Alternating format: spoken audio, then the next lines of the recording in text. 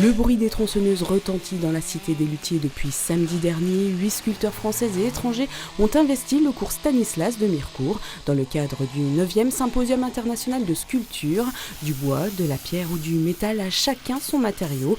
Une manifestation à ciel ouvert qui se déroule tous les 2 ans. L'objectif de l'événement, c'est de faire connaître bien sûr l'art au grand public.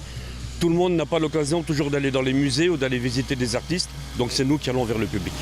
Cette année, pas de thème imposé par l'organisation, mais une préoccupation récurrente pour la majorité des artistes présents, le changement climatique. C'est notamment le cas de Laura, venue du Costa Rica. Sculptrice sur bois depuis une dizaine d'années, c'est la toute première fois qu'elle travaille sur un tronc de cette taille.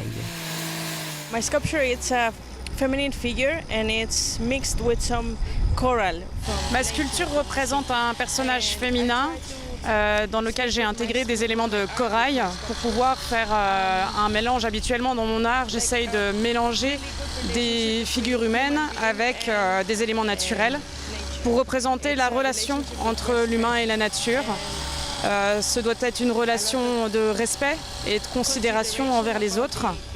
Et j'essaye de représenter ça avec des visages qui sont en paix et qui mettent en valeur justement cette relation pacifiée.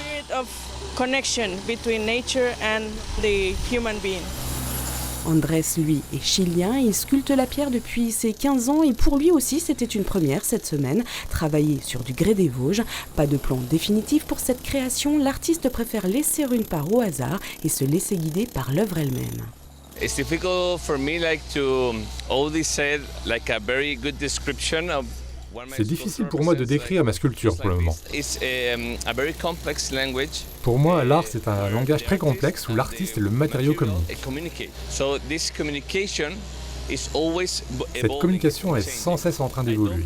Donc, quand je commence une sculpture, je ne sais pas toujours ce que ça va représenter. Le symposium se poursuit jusqu'à dimanche. Les œuvres resteront sur place tout l'été avant d'être définitivement installées dans le village de Gugné-aux-Eaux.